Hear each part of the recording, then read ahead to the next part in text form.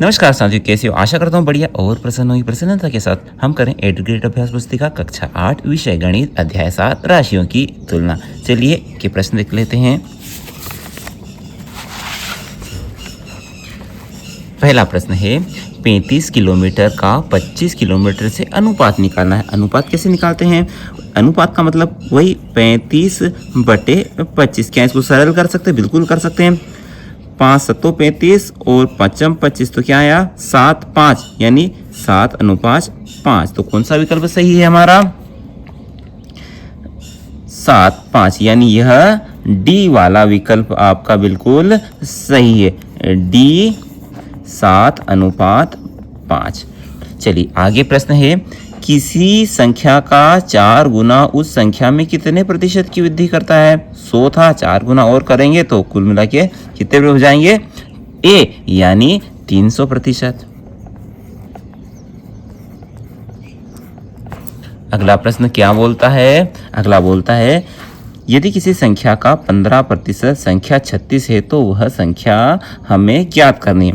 किसी संख्या पता नहीं है, माना कि वह संख्या x है, तो x का 15% हटा तो 100 लगा बराबर 36। तो x बराबर आ जाएगा 36। इसका पक्षांतर करेंगे तो 100 ऊपर 15 नीचे, भाग दे दीजिए। 5 3 15 और 5 दूनी 10, 0 3 से गया, 3 एकम 3, 3 दूनी 6 और गुणा किया तो आया 12 12 12 दूना 24 और ये 0 240। तो कौन सा विकल्प सही है? सी वाला विकल्प आपका सही है, 240।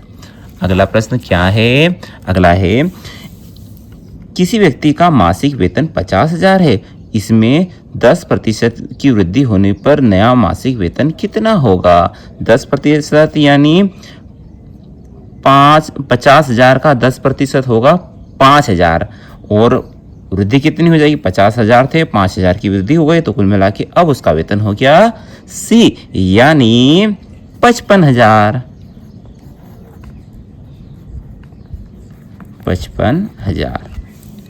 अगला प्रश्न क्या है? अगला है, एक मेज का अंकित मूल्य 1200 रुपये है, इस पर बट्टे का मतलब होता है छूट दी 8% की, तो इस मेज का विक्रय मूल्य क्या होगा? तो पहले छूट कितने रुपए की दी यह पता करें तो कैसे कर सकते हैं? 1200 का 8% हटा तो 100, ये से ये कट गया और 12 8 96 रुपए की छूट मिली। तो 1200 में 96 कम करेंगे तो आएगा 1104 यानी आपका बी वाला विकल्प बिल्कुल सही है, 1104 रुपये उसका विक्रय मूल्य होगा। अगला प्रश्न क्या है? अगला प्रश्न है, एक जैकेट 20% का बट्टा देने के बाद 1120 में बेची जाती है, तो उसका अंकित मूल्य हमें पता करना है कि भैया इसका अंकित मूल्य कितना था। ठीक है,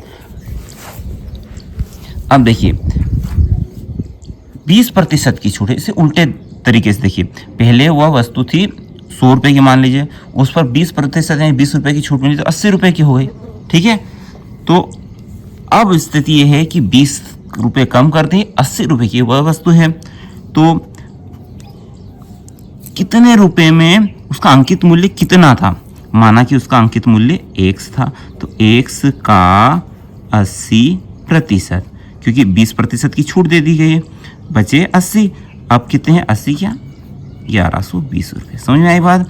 x का यानी अंकित मूल्य हमने x मान लिया, x का 80% अभी कितना है? 1120 रुपये। 20% की छूट देने के बाद 1120 बचे, 20% की छूट दी यानी 80 बचे, 80% में आएगा 1120। तो x का हटेगा तो गुणा लगेगा, 80% हटा तो नीचे लगा 100 बराबर 1120। तो x बराबर क्या आएगा? 1120। इनका पक्षांतर किया तो ऊपर आया 100, नीचे आया 80। बस इसे हल करना है।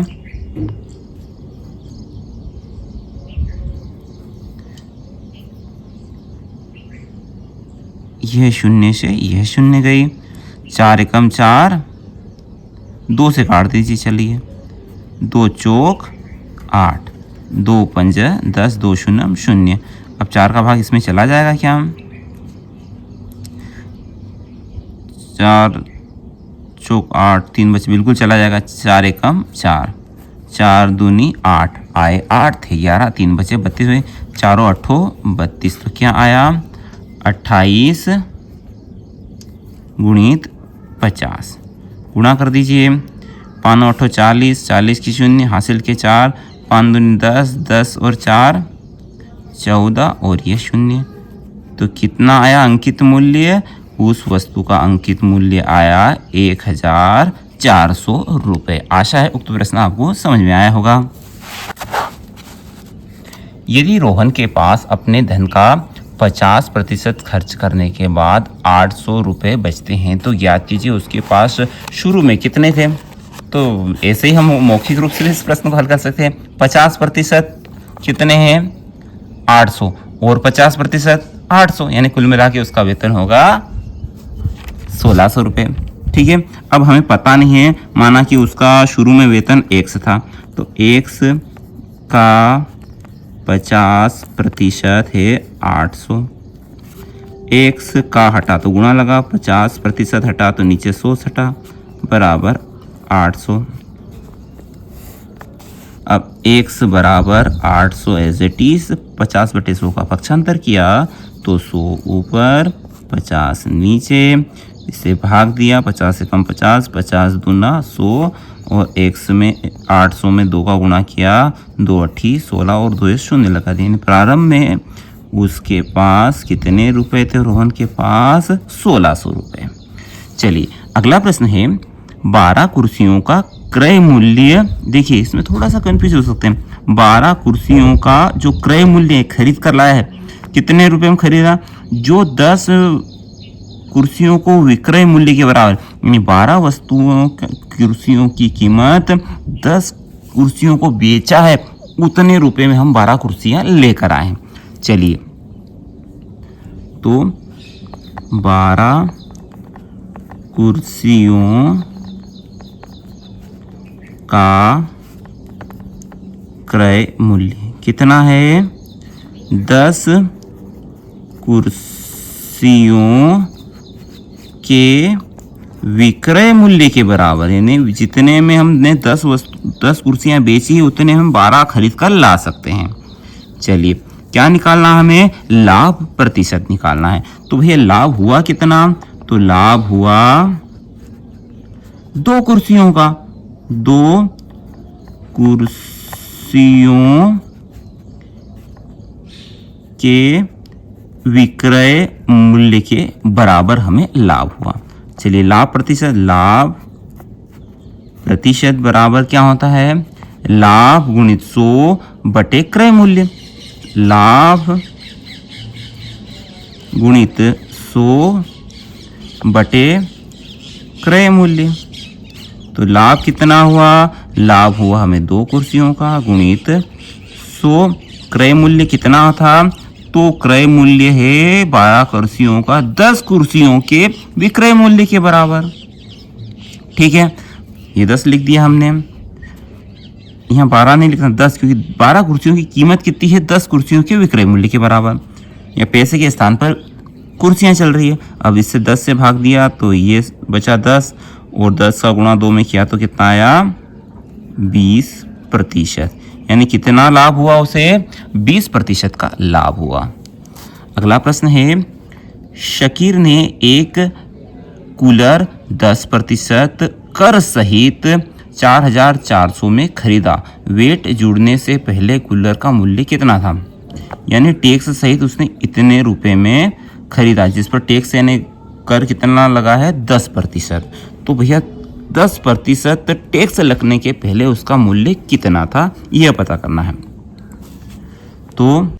तो मान लेते हैं, माना कूलर का मूल्य है 100 रुपये। ठीक है, अब कर के पश्चात यानी टैक्स लगने के पश्चात उसका मूल्य कितना हो जाएगा? 100 रुपये का था, 10% टैक्स लगा था, 110 रुपये का हो जाएगा। ठीक है, ये चीज़ें मान ली। अब वास्तविक मूल्य, वास्तविक मूल्य क्या होगा?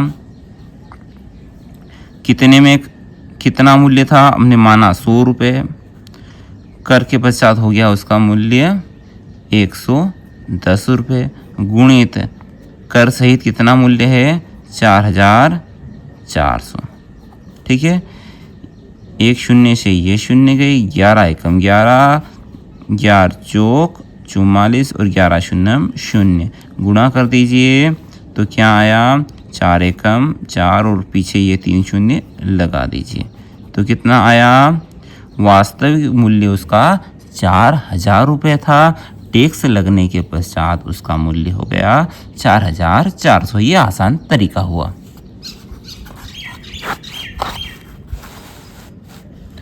प्रश्न है, ज्योति ने एक वस्तु 4.5% बिक्री कर सहित 3150 में खरीदी। ठीक है, तो कर से पहले उसका मूल्य कितना था यह पता करना है हमें। तरीका वही आसान है। अपन पहले मान लेते हैं कि उसका मूल्य, ज्योति के ने एक वस्तु 4.5 बिक्री कर सहित इतने में खरीदी, तो माना वस्तु का मूल्य कितना? 100 रुपये। ठीक है, कर सहित मूल्य, यदि कर लगा, कितना कर लगेगा? 4.5। ठीक है, यानी 4.5 लगेगा तो कीमत कितनी हो जाएगी? 104.5। बस इसमें ये जुड़ जाएगा। ये तो हमने मान लिया। अब वास्तविक मूल्य निकाल लेते हैं। वास्तविक मूल्य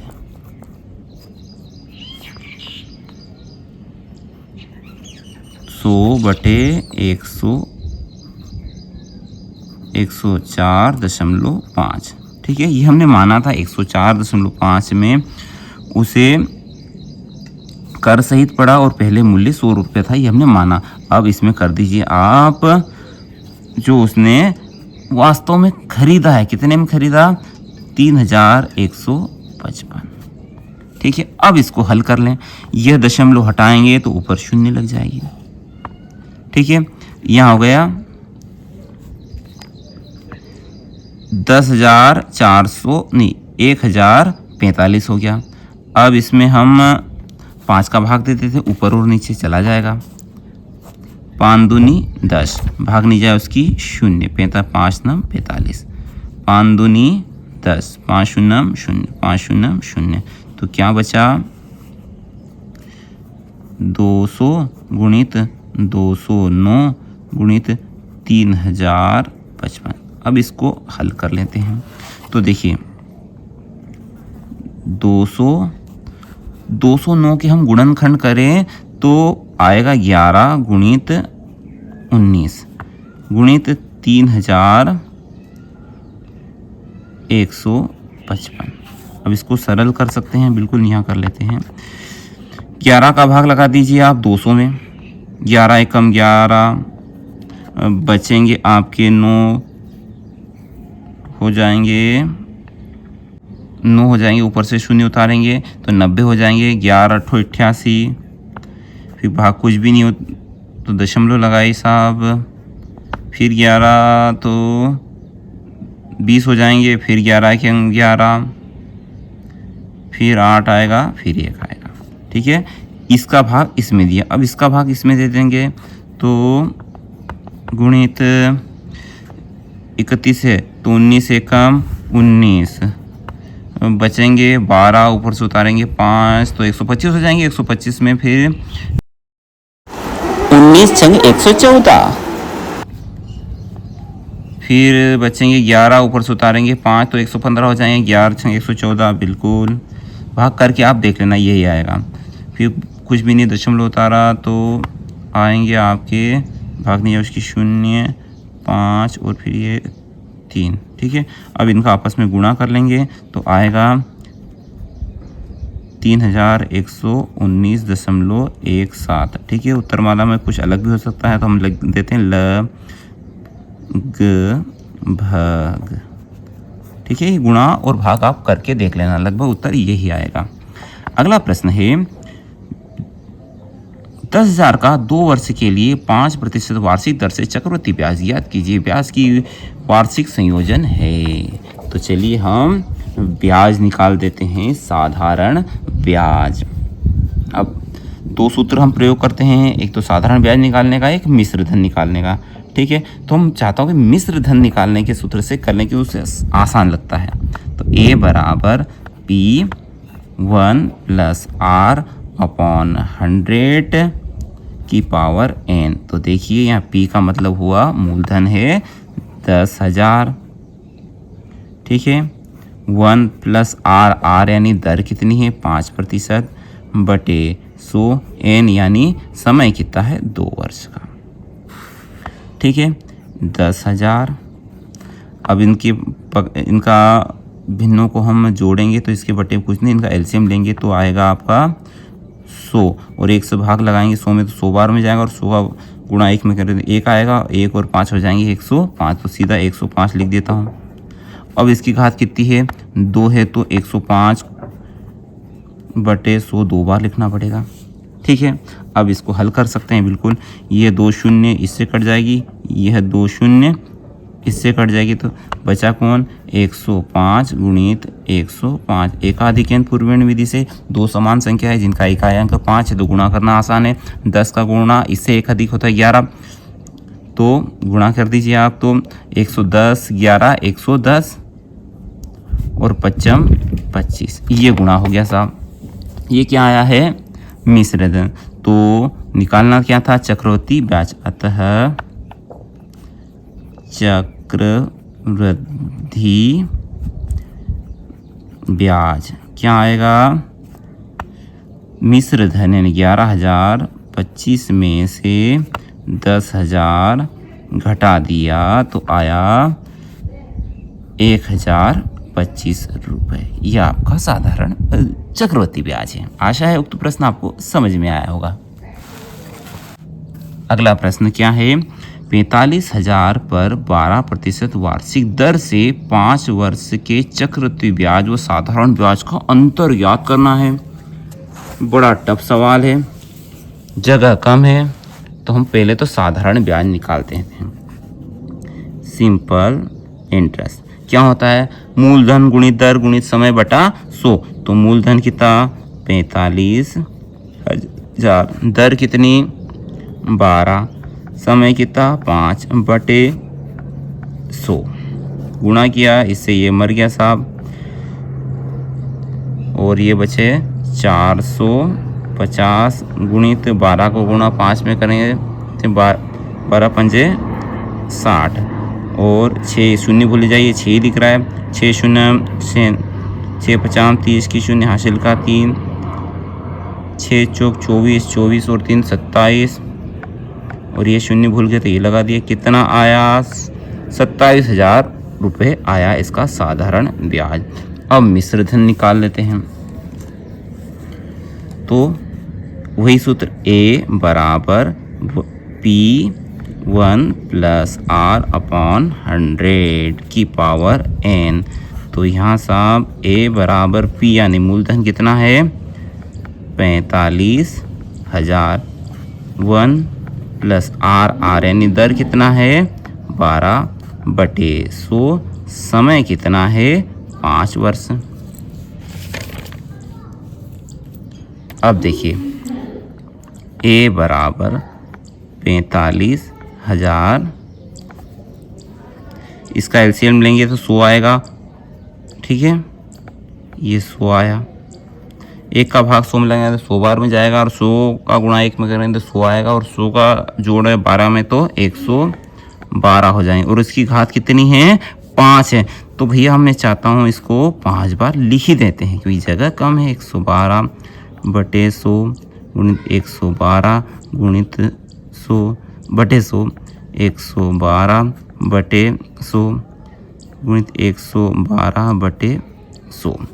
ठीक है, अब क्या करें, यहाँ 3 शून्य हैं तो भैया पहले तो ये 2 शून्य से ये 2 शून्य गई, 1 शून्य से ये शून्य गई। अब भाग मत देना, गुणा करना आसान होता है, भाग में थोड़ी दिक्कत आती है। तो क्या बचा, a बराबर 45 गुणित 112 गुणित 112 गुणित 112 गुणित 112, 1 2 3 4 112 बटे कितना है, तो बटे चल रहा है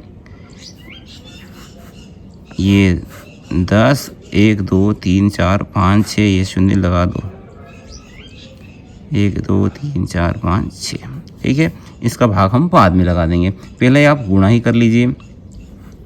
तो a बराबर, तो गुणा आप 112 में 112 का करेंगे तो आएगा आपका 12,544, फिर 112 का करेंगे तो आएगा 14,04928 आएगा। ठीक है, करके देख लेना, मैंने कर लिया है क्योंकि समय इतना नहीं है कि आपको पूरा गुणा करके दिखा पाएँ। तो कुल मिला के आएगा आपका 7,9,3,0,5.37। ठीक है, इनका भाग करना आसान होता है, इसलिए यहाँ पर पहले गुणा किया और फिर इनका भाग लगाएंगे। क्या लगाएंगे, 0.6 स्थान खसका देंगे तो भाग हो जाएगा। यह भी हमारे समक्ष आया क्या है, मिश्र धन। तो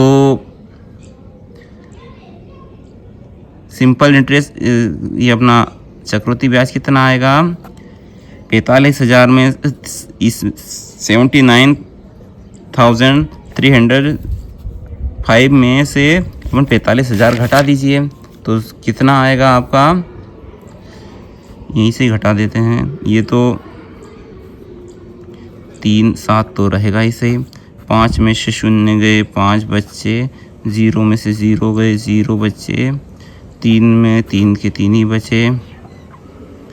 अब 9 में से 5 गए, 4 बचे, और 7 में से 4 गए, 3 बचे, यानी 34,305.37 रुपये आएगा। तो भैया कौन ज़्यादा है, 27,000 ज़्यादा है कि 34,000? तो 34,000 ज़्यादा है। कितना ज़्यादा है, हमसे अंतर भी पूछा है, तो अंतर कितना होगा, 27,000 में से 34,305.37 घटा देंगे तो अंतर आएगा हमारे पास 7,000 के लगभग कुछ आएगा। ये 3 7 तो ऐसे ही रहेगा, सॉरी भाई ये बड़ा है तो इसमें से घटाना पड़ेगा ना, ऋण 27,000 तो घटेगा तो क्या आएगा, 5 में से 0 गए, 5 बच्चे, 0 में से 0 गए, 0 बच्चे, 3 में से 0 गए, 3 बच्चे, 4 में से 7 नहीं जाते तो उधार लेंगे तो 14 जाएंगे, 14 में से 7 गए तो 7 बच्चे, अब यहाँ 2 है, 2 में से 2 गए तो कुछ भी नहीं, तो कुल मिला के आया 7,305.37 रुपये अंतर रहेगा। आशा है उक्त प्रश्न आपको समझ में आया हो। अपने पास स्थान कम था, समय की दिक्कत थी, तो कुछ गुणा भाग आपने पहले कर लेना है। अगला प्रश्न क्या है, प्रश्न है दुकान ए और दुकान बी, एक खिलौने का मूल्य 540 रुपये है भैया। ठीक है, इस सप्ताह यह खिलौना दुकान बी पर 425 रुपये में बिका है, यानी दुकान बी पर इसने भैया 425 रुपये में बेचा, तथा दुकान ए वाले ने कीमत नहीं बताते, सीधा लिखा कि भाई 25% की छूट है। तो हमें पता करना है कि किस दुकान पर कीमत कम थी और दोनों कीमतों में कितना अंतर था। तो चलिए देख लेते हैं इस प्रश्न का हल।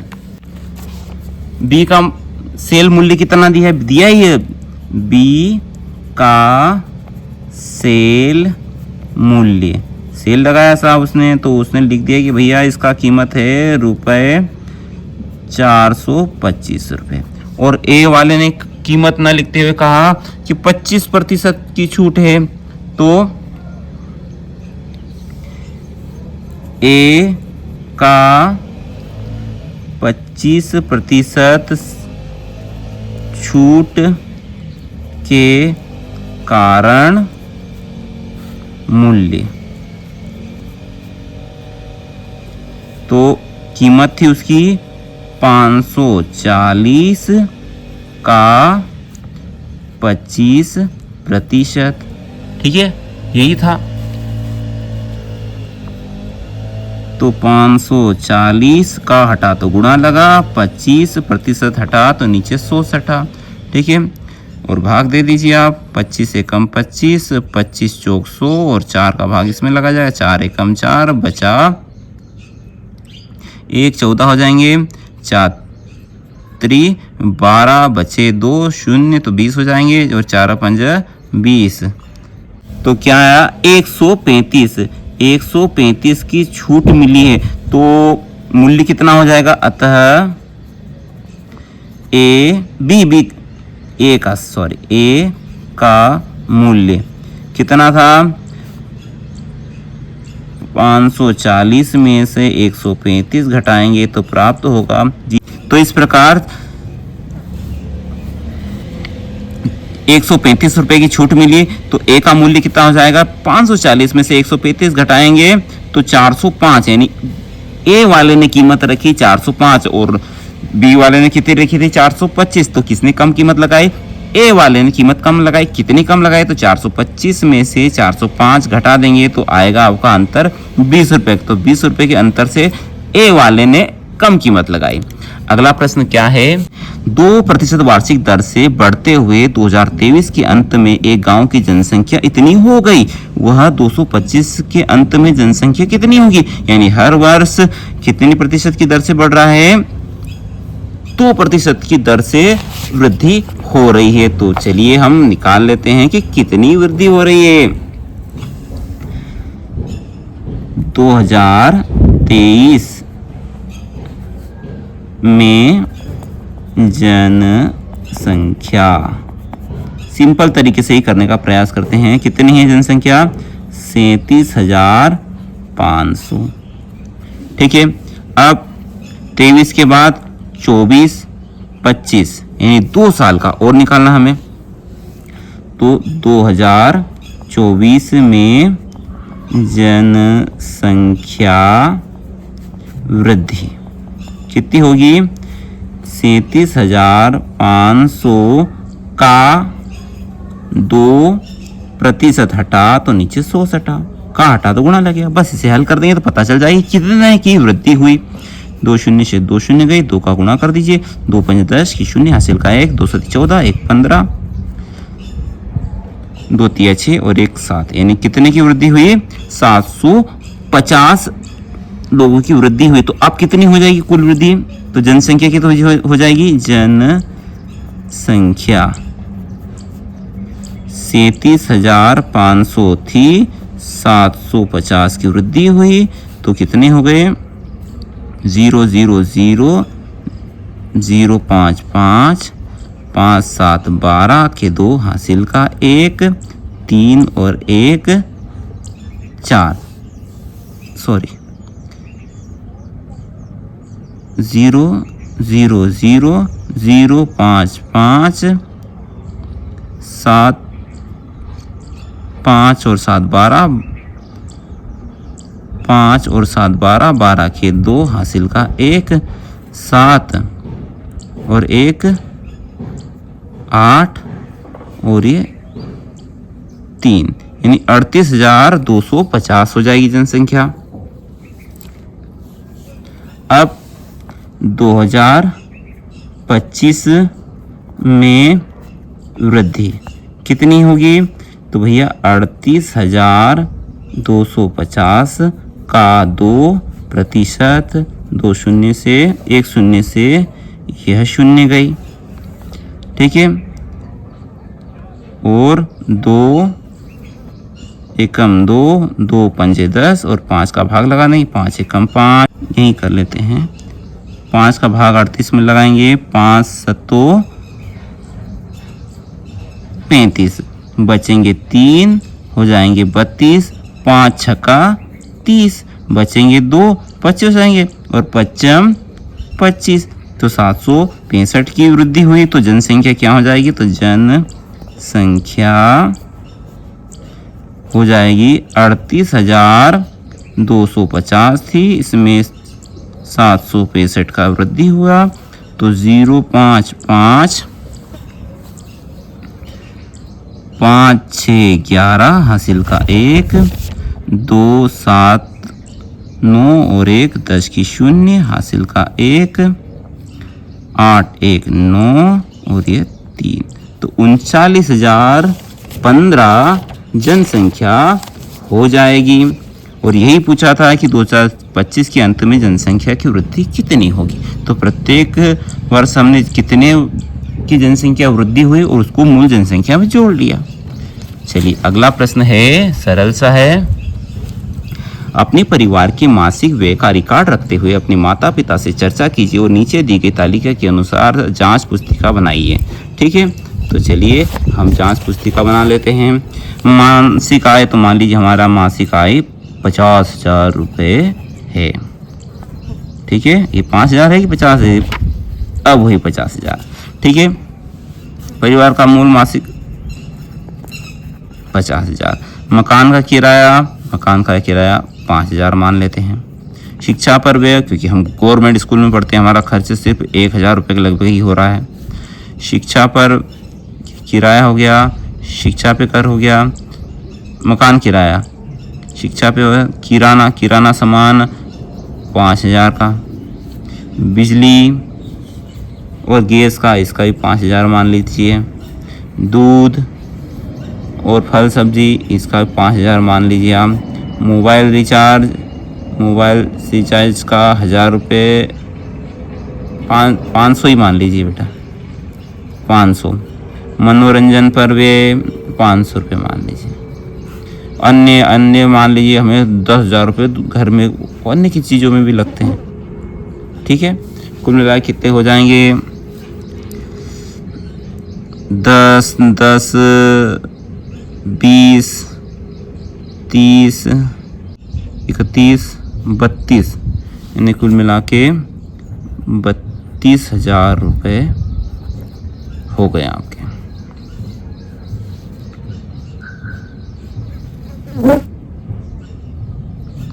अब पूछा क्या गया है, कुल आय का कितना प्रतिशत शिक्षा पर व्यय होता है। यानी कुल आय है आपकी 50,000, तो 50,000 में शिक्षा पर व्यय होता है 1,000, तो इसका प्रतिशत निकालना है। तो प्रतिशत क्या, कुल आय है हमारी 50,000, शिक्षा पे कर हो रहा है 1,000 रुपये, गुणित 100, ये 2 शून्य से ये 2 शून्य गई, ये 2 शून्य से ये 2 शून्य गई, 5 का 5, 5 दूनी 10, तो कितना आया, 2% शिक्षा पर व्यय हो रहा है। दूसरा क्या है, परिवार की आय का कितना प्रतिशत भाग बचत है। तो परिवार की आय है 50,000, बचत कितनी है, तो बचत हो गई आपकी 18,000, क्योंकि 32,000 तो खर्च हो गए, गुणित 100, ये 2 शून्य से 2 शून्य गई, ये 2 शून्य से ये 2 शून्य गई, 5 3 15, बचेंगे 3 शून्य, 5 6 30, तो आया आपका 36% बचत है। फिर आप अपने परिवार की बचत को कैसे बढ़ा सकते हैं, तो आप लिख सकते हैं कि भाई फालतू खर्च नहीं करना है, हमेशा आवश्यक वस्तुओं पर ही खर्च करना है, तो बचत हो जाएगी। आशा करता हूँ, उम्मीद करता हूँ उक्त सभी प्रश्न आपको समझ में आए होंगे। कुछ त्रुटि हुई तो आप वैसे कमेंट बॉक्स में लिखिए, ताकि वह गलती दूसरे बच्चे न दोहरा सके। ठीक है, अगली वीडियो तक जय हिंद, जय भारत, वंदे मातरम।